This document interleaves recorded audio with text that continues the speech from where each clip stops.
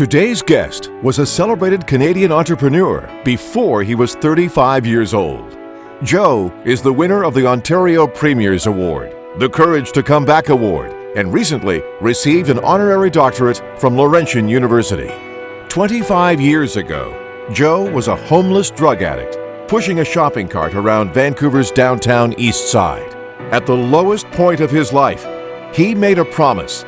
If he was ever able to escape his adversity, he would do something to pay it forward. The push for change was that promise realized. In September of 2017, Joe completed a 17-month, 9,000-kilometer walk across Canada, raising dollars and awareness for youth homelessness. Joe lives the idea that anything is possible. Ladies and gentlemen, would you please welcome the Skid Row CEO, Joe Roberts.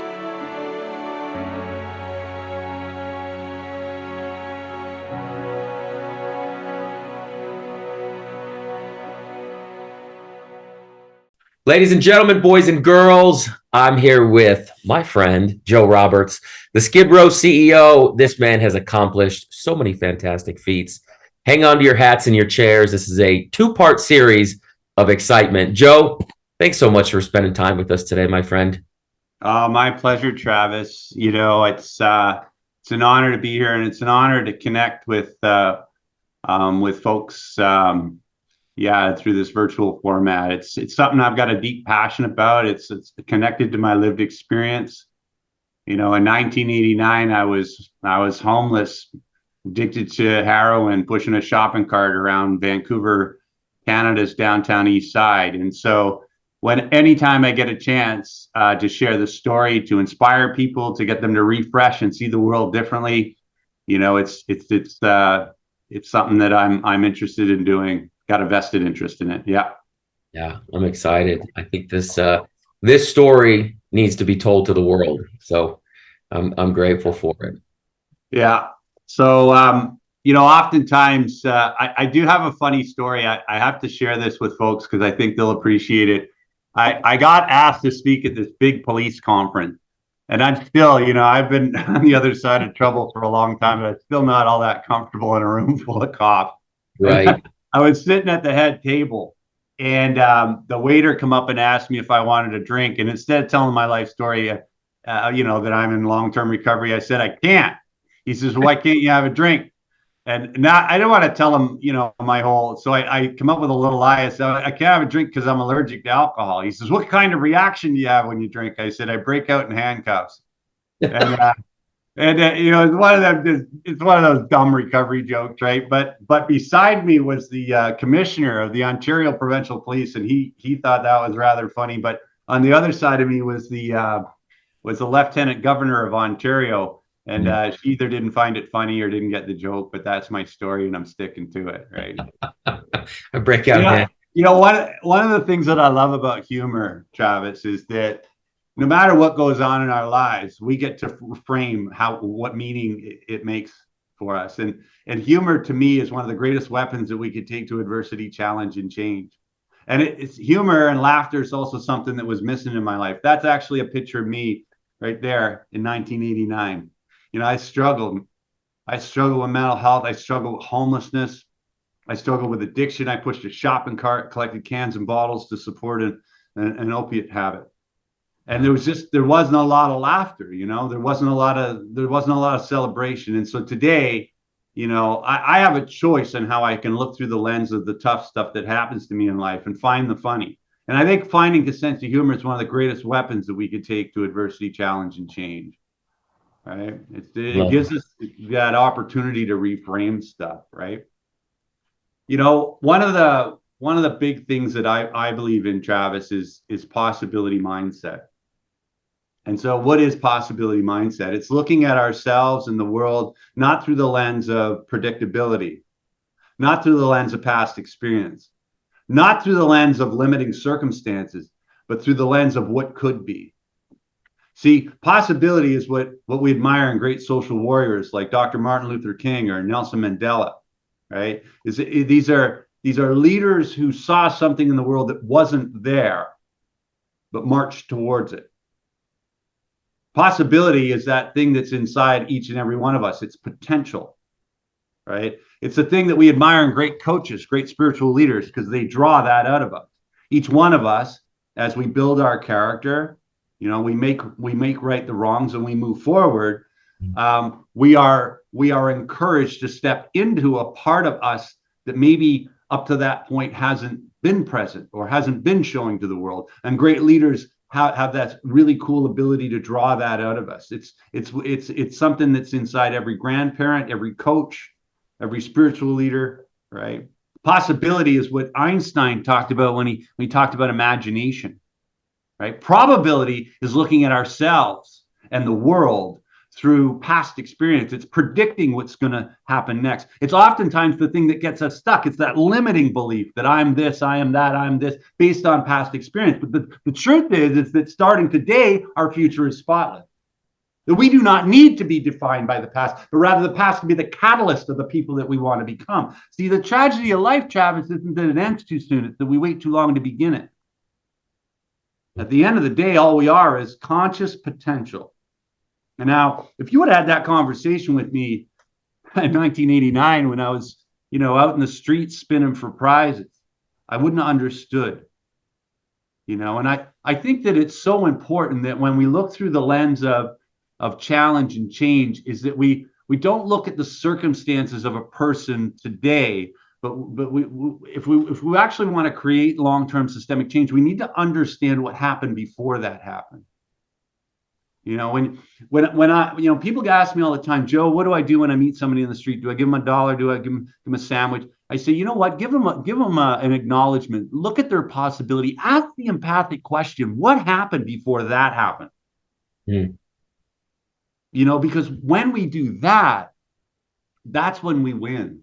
And that's when we move closer towards creating long-term systemic change on some of the big issues that are facing both Canada, the United States, and the developed world, right? And my story didn't start in the streets. Nobody's story starts in the street. Nobody's story starts in a prison cell, right? It starts way back there. Growing up for the first 8 years of my life, it was great. This is me in grade 3, and I was this funny, rambunctious kid, and I liked school. Well, I didn't really like school. I liked the social component of school. I liked goofing off and recess and that sort of stuff. But what I liked more than school was home. You see, for me, the first 8 years of my life, it was perfect. I had this awesome family that I came from. I had this dad who was, larger than life. He was this loving, supporting man who would say things like, I love you, you can do and be anything. He was the breadwinner of the family. We were a lower middle class family, grew up north of Toronto, a little place called Midland, Ontario.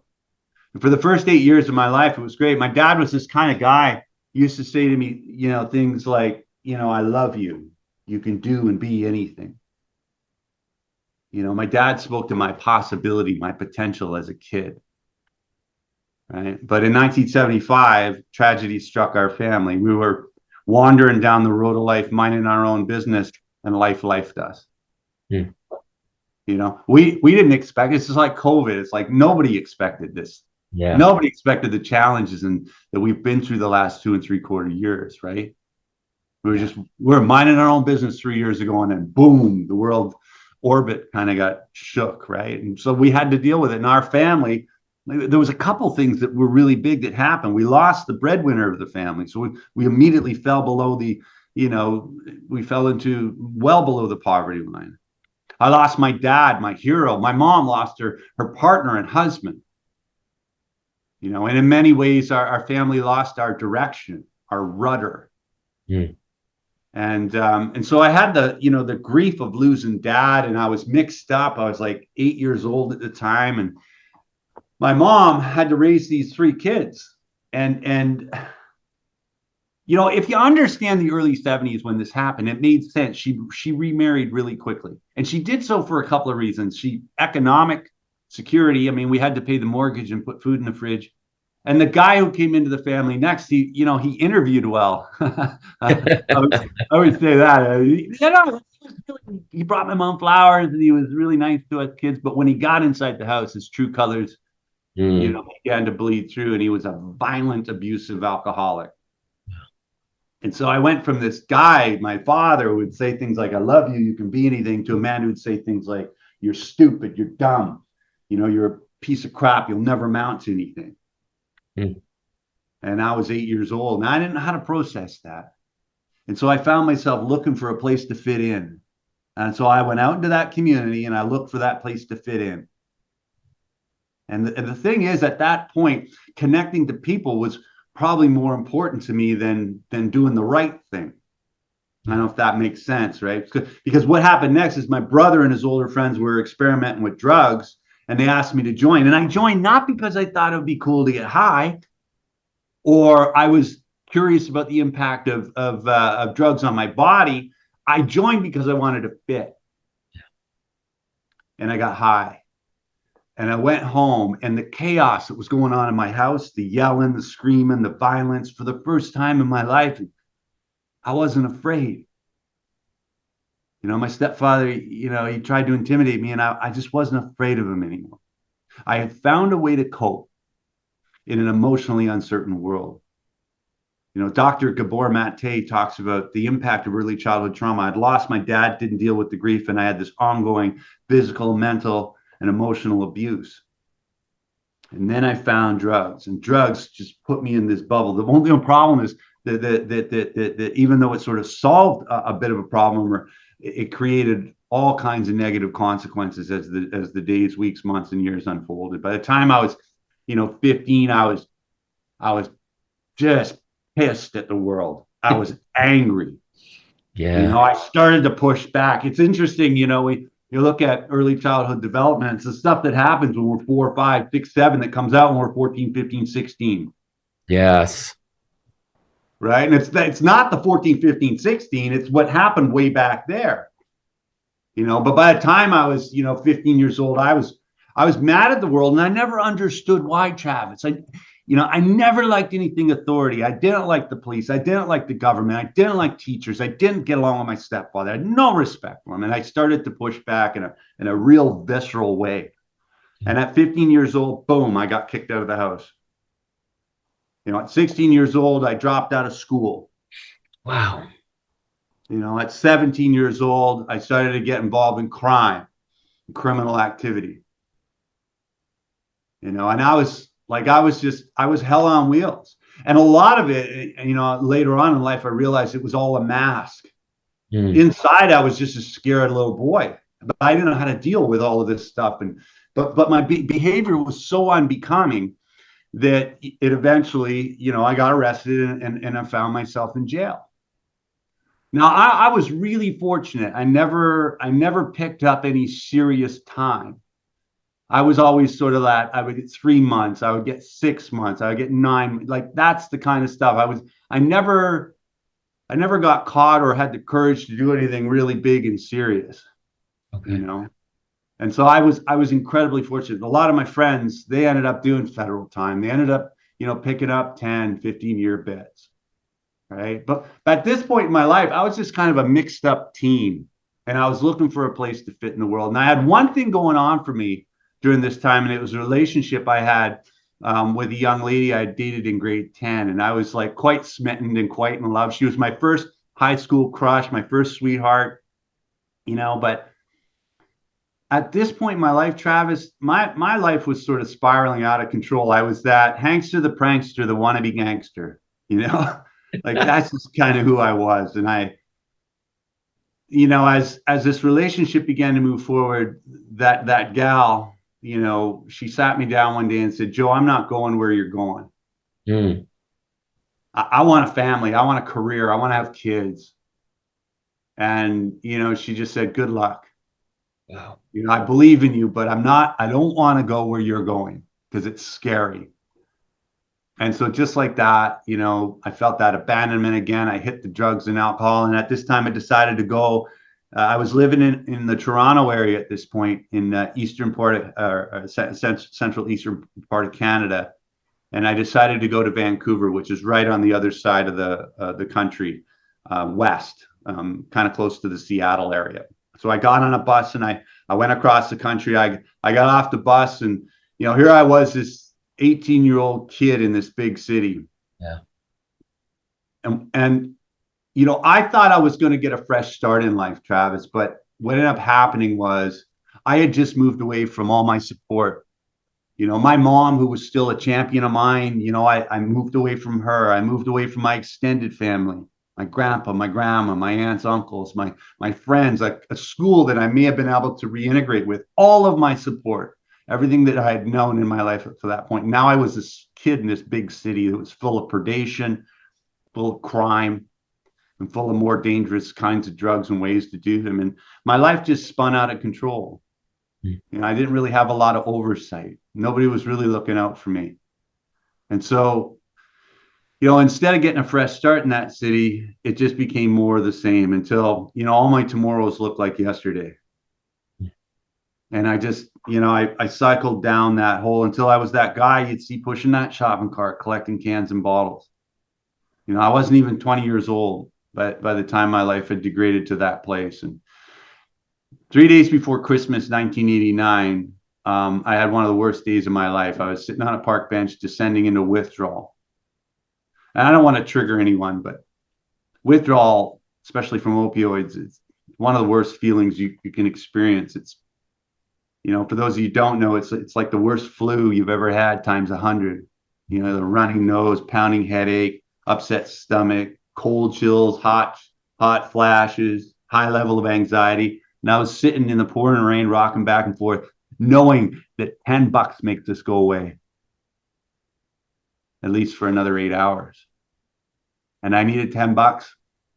And I didn't know where it was going to come from. I didn't want to collect cans and bottles. I didn't want to rob anybody.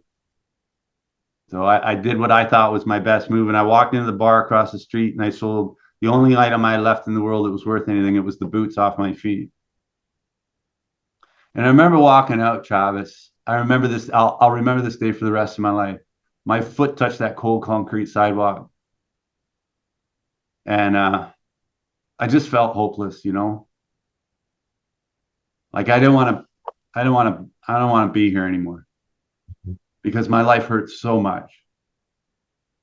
And I grew up my entire life in the self-sufficiency, the illusion of self-sufficiency. I never knew how to ask for help. The heaviest thing I ever lifted in my life was my hand for help. I didn't know how to express my emotion. I was taught big boys don't cry, you don't feel, all of those sort of stereotypical things. And I didn't know how to say, I'm done. Yeah. But fortunately, I walked into this center that was run by, I think it was the Salvation Army. And they asked me what I wanted to do. And I said, I think I want to get clean. I want to go to treatment. And so they called my mom and I talked to her and asked her for a second chance. And she offered me a second chance. And I went back to Ontario. I entered into a detox and then a full residential treatment program. I got introduced to the recovery community. And for the most part, things have been pretty good for the last 32 years. They've been more than pretty good, Joe. You've done incredible work. Yeah. Here's the thing, though, Travis. I'm not special. Mm-hmm. I'm not.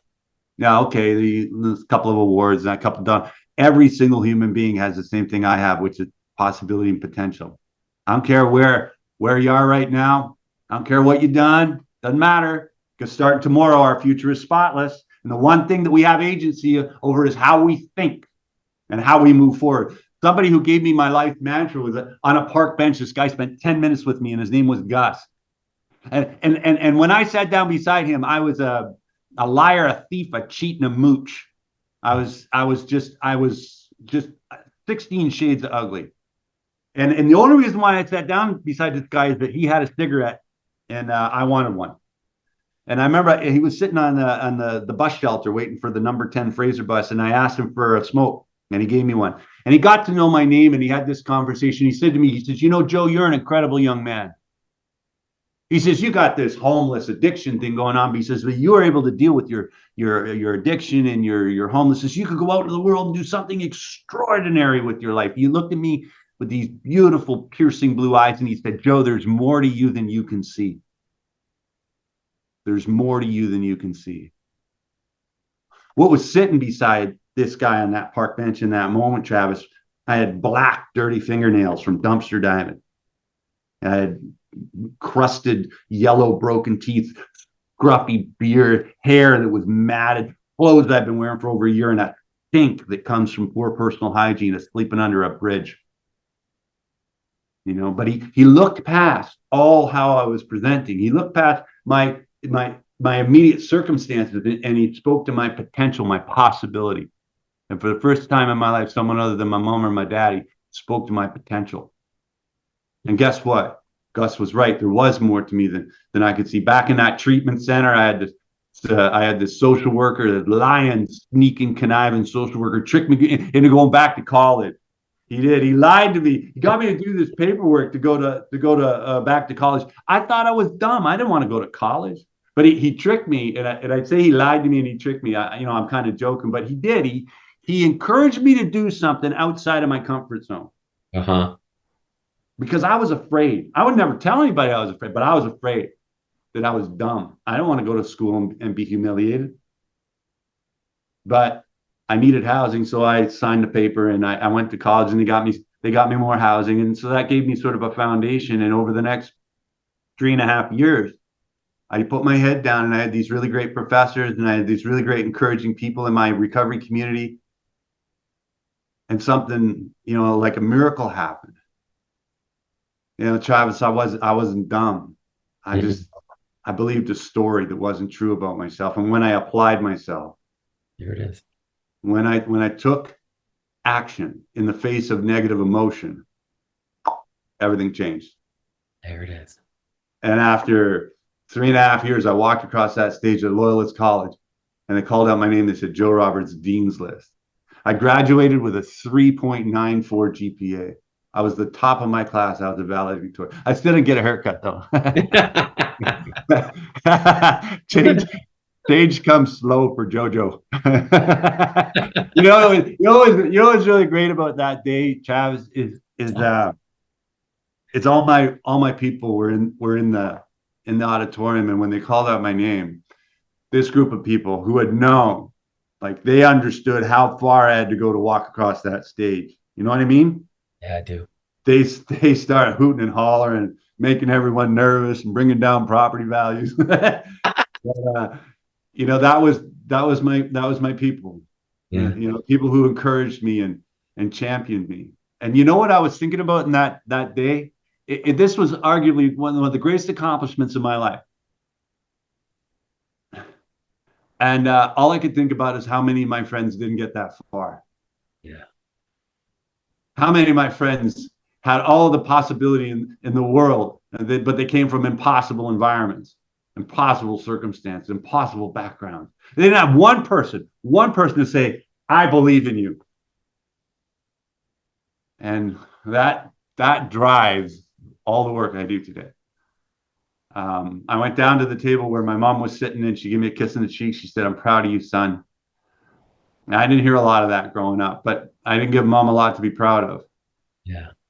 And when I look back at my life today, I had Gus, I had my mom, I had access to treatment, I had a recovery community, I had people. One of the things that I encourage and replicate is find your Gus, find your people, find your community, find your accountability, and have the courage to get up off that proverbial park bench and take one step forward.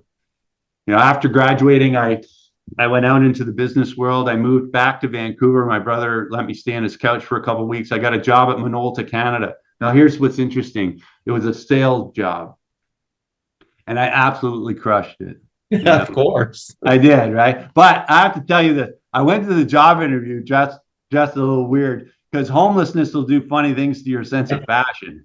They really will. I didn't know how to dress, man. Nobody taught me how to dress. I went there wearing a pair of brown, thick corduroy pants, real thick cords. Then I had on a dress shirt. Well, I thought it was a dress shirt, but it was like a Montana dress shirt. It was all flannel. It was like a farm shirt, right? It had buttons to the top, so I thought it was a dress shirt. And then I had to have a tie, and I didn't know how to tie a tie, so that either had to clip or zip, right? So I had this like black leather, like wham tie, like a club tie, right? Oh man! And then I had a herringbone jacket with an elbow patch that was missing, so I had to keep my elbow tucked in, so I didn't show. And but I go into this meeting, Travis, like with this swagger, you know. Confidence. Yeah, yeah, yeah. Yep. Talk about it. Oh man, I was a sight for the eyes. Talk about reinforcing the wrong behavior. Lanny, my sales manager, he hired me on the spot. And 10 years later, he was interviewed by a national magazine. And they said, well, why did you hire Joe? He said, well, it wasn't how he was dressed. But what he said was, what I loved about Joe is he was hungry. Yeah. And you can't teach hungry. Yep. And one of the greatest compliments a mentor's ever given me is that. However, I would argue with my mentor. I would argue with Lanny today, because you can teach hungry. Hungry is passion. It's purpose. It's the thing that fires you up, man. It's the thing that either it ticks you off, like when you look at the world and you see something like an injustice, yeah, or it's something that you're passionate about, something that you would give your time and energy to. When we connect to that which gives us passion, we find a nuclear energy to move towards our hopes, our goals, and our dreams. We can accomplish anything when we connect to passion and we get our little feet moving. Right. So I excelled at Minolta. I did really, really well. I remember I was being interviewed years later by the media, and a guy says, oh, you're successful despite, having been incarcerated and homeless and being an addict. And I said, dude, I'm successful because of that. Correct. Yeah. Transferable skill. Do not underestimate the value of transferable skill. I knew how to hustle. Yeah. Being a homeless drug addict, that's a full-time job. It is. No, dude, that's like 2 full-time jobs. Right. So I had a work ethic. I knew how to communicate with people. I spent a decade on the streets and in and out of institutions shaping people's behavior with language. Right. Which is perfect for business development. The other thing that I had is I had spidey senses. I go into a boardroom, I'd sit down and I'd look around at all the people around me, and I kind of knew where I stood with everyone. Very difficult to explain to people how that works. But I think people listening to this get it. It's like, I get it. When you have that heightened sense of who's around me, friend or foe, yeah, because you have that as part of your survival mechanism. You got to have those eyes in the back of your head, right? Yeah. And then the last thing was I knew how to solve unsolvable problems. I woke up every morning with an unsolvable problem, and I knew how to keep moving in the face of uncertainty and doubt. And so it was like I saw the matrix. Yep. Business for me was so easy, Travis. It was like, I don't know why people are complaining about this. Isn't hard at all, and I crushed it. Man. And after a year at Minolta, I'd achieved everything that I wanted to. I didn't want to go into management, so I left. A friend of mine was starting a company. He asked me if I would join him. I said, absolutely. And so I threw down with him. We worked really hard over the next 5 years. And it was the late 1990s, and the tech sector was exploding in Vancouver. And our company just started to double in size every 6 to 9 months.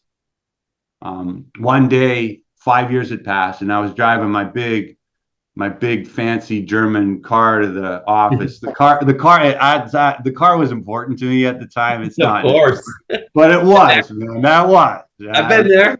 Yeah, one of these, right?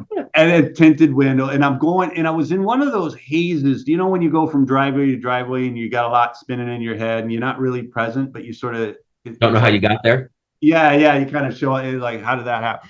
Yeah, I was in one of those states, and I was going down in the old neighborhood, and I got stopped at the light right in the downtown east side, right in that really, really tough neighborhood. And I looked out my window, and I kind of snapped to. There was a kid who was about 19 pushing a shopping cart.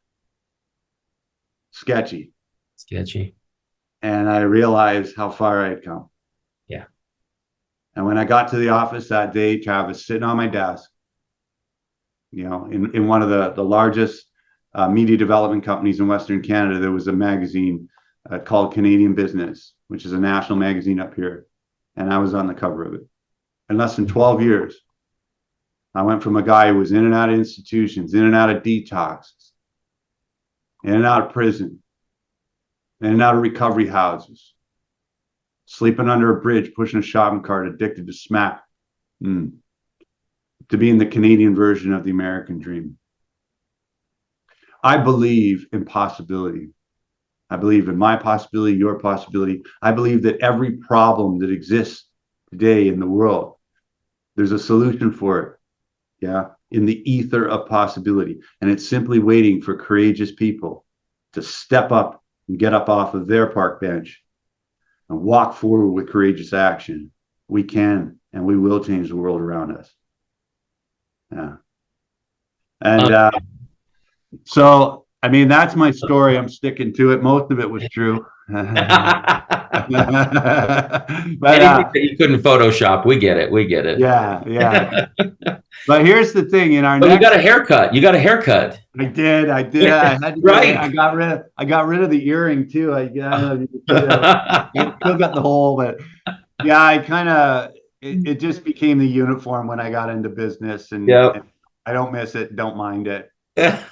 But there's a second part of this story, and I'm really excited because in our part 2, we're going to share that with folks, because here's what happened. I got to a place in business where I was dissatisfied, where I got all the things that they say our Western culture leads to happiness. And Travis, I couldn't have been more miserable. I had the money, I had the house on the hill, I had the ride, I had the bling, all of it. But I wanted to do something. I wanted to do something to pay it forward. Yeah. And so in part 2, we're going to talk a little bit about that. I love it. I love it. Man, you're an inspiration, Joe. I appreciate you so much. Yeah, my pleasure, Travis. Thanks for having me on. Right. See you soon. Man. Dude, you've got some energy and a story. I just freaking love it. I love it. That's the espresso machine downstairs. I doubt it. I think that might be 10% of it. Yeah. I you know what it is? I know somebody's watching this and they're getting some serious mojo from it. And it's funny because the whole virtual thing was new for me. I mean, I did conference calls back in the day when we ran the company, but it wasn't, you weren't driving ideas. You weren't like you maybe sales stuff, business development. But when COVID hit, it accelerated our ability to communicate and share ideas over Zoom and MS Teams and stuff. And so now half of my work is done virtually. Yeah. And so there's a couple things you can do to try and amp that energy up, get people leaning in. It's also knowing who you're talking to. Yeah. Well, that's the thing, Joe. Like your story is so authentic. I just appreciate so much that. And, you know, when I have these guys on the show and they've been successful and I respect it, sometimes I teeter on that line of like, how deep about failure are you willing to talk about? Right. Yeah. Like from a biblical perspective, everybody we read about in the scriptures, they're all failures. Yeah. Right. I had when I did the conference last year, this pastor whose church we did it at, he's been a pastor at that same church. He started 55 years ago. And he told me this line that I'll never forget. He said, the Bible is a collection of the greatest people to ever sin. Yeah. Yeah. Cool? Dude. Well, you look at all of these guys like Paul, he struggled. Yes. You know, the 51st Psalm, you know, and David was a rock star. Yes. David was like Kanye, man. David had it all. He had the kingdom. He had the money. What does he do? He covets someone's wife. He kills him, but then he comes to his senses and says, "Wow, that was really wrong. God, forgive me." What I love is the humility in that. Yeah. That no one forced David's hand. Yeah. His level of conviction in his faith. And you're absolutely, you know what else I find fascinating when we study scripture is the emotion of Christ. I've always been fascinated by how frustrated this guy was. He looked around and he went, "Come on, man. Right. You know, like, and it happened all the time. He walked in and there was a garage sale in the temple. He says, no, that's not what this is for. You know, he would constantly turn to his people and be like, can you have a little bit more faith? Can you try not to fall asleep? I asked you to do one thing, and what do you fall asleep? But what I find fascinating is the empathy and love, but also the frustration. Mm. Like Christ was a disruptor. He Yes. couldn't stand the hypocrisy of the Sadducees and Pharisees, the Yes. Jewish traditional, the two Jewish traditional ways of or faiths at the time. Yes. And he didn't like it, and I mean, he deliberately got up and in their face to the degree where they needed to get rid of him. Mm-hmm. And so there's courage, there's frustration, there's disappointment, there's all of those things. I find that stuff really kind of cool. I think it's simple. Yeah, because it shows the humanness in it, you know. Correct. Throughout. And you're right, all of the different characters, right? Oh, yeah. Leonard Cohen said the cracks are what lets the light in. Yeah. I love And that. I think that, And I'm writing that down. there was a time, dude, when I did not want to tell this story. When, like this picture here, Canadian Business, when I was there, the last thing in the world I want to do is to go into a room of my business contemporaries and say, hey, guess what? You know, I used to shoot dope in my throat. Right. You know, like, no, I'm not going to tell that story. And so even in the beginning, I would try a little bit and then I would pull back. But after a while, I just said, I don't care. Love me, hate me, but never forget me. Here it is. Ugh. Yeah. And when I started to do that, yeah, there was maybe some folks who weren't really ready for that, but I didn't care. I mean, I started sharing my story before the show Intervention, before it was popular to talk about mental health. Like I was sharing this message in 1998.